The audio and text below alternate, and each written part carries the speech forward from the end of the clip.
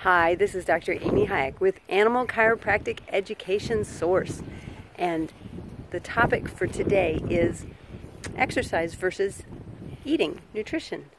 So what I wanted to touch on is how your brain sees that. So exercise drives a whole bunch of neural stimulation. You know, you're using motor function, especially if we're using big muscle groups. So in our animals, like our horses and dogs and cows and pigs, legs are obviously going to drive the biggest muscle groups, right? So those hind legs in particular for our four-legged animals, because those gluteals and quads are all huge muscle groups, and so they're going to have a lot of joint mechanoreceptors firing, all kinds of stimulation going to the brain, right? The opposing or other part of this topic is nutrition. So nutrition also drives brain function. It also drives the same kinds of brain stimulation in many, many ways as does motor function. So the brain gets stimulated when we eat, when our animals eat, because of a lot of different things. In one portion of it, it's chewing. So the ability to chew the food, grind it up, and eat it is driving brain stimulation because, first of all, 40% of all sensory input to the brain is stimulated through that TMJ. So the other 60% comes from the rest of the body.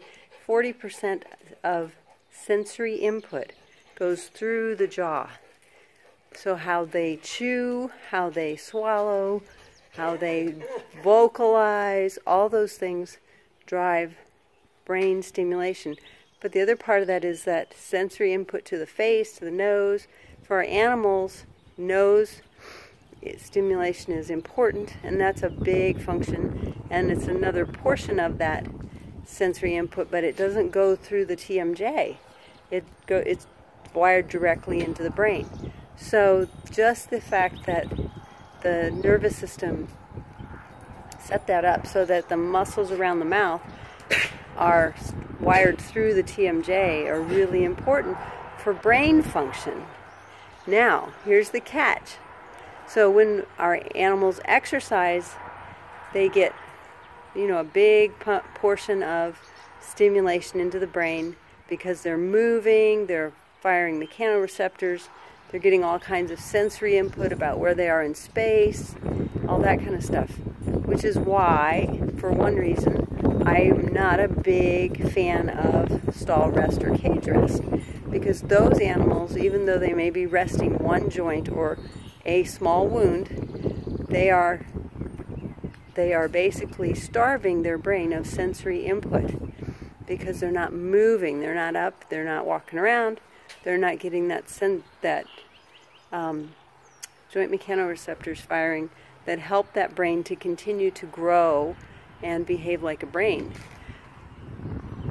From an eating standpoint, we can drive brain sensation, and an example of further sensory input from the face is in the horse in particular. They use that nose like a prehensile, like fingers. So they can use those nose muscles to sort things out and find exactly the right piece of grass that they want, those kinds of things. So that sensory input to the nose for horses in that manner, because it's not just smelling, but it's also a part of their fingers, essentially, is really important for them. It helps them to get more brain sensation. So these horses that are standing around in muzzles all day because you don't want them to eat, boy, that cuts off a lot of brain sensation for them. I'm also not a real fan of muzzling horses. There are other ways to help them regulate their diet. So, but that's a whole nother topic. So to kind of wrap this short video up and get you thinking a little bit about how eating and moving are similar. Eating drives brain sensory input in part because of the actual act of eating, and it stimulates the whole GI tract to get moving and digesting and all those kinds of things. Guess what? So does movement. So does exercise. Exercise also drives that GI tract to get moving and stimulate waste production and move things through the body. So those are two of the ways. Those are only two. There are many more that help, that make us see that eating and exercise are very similar in many, many ways and are really important for the body. So both are important, but they act in very similar ways as far as the body and the brain see it. That's our tip for today. For more of these, see my YouTube page, like it, share it, subscribe to it.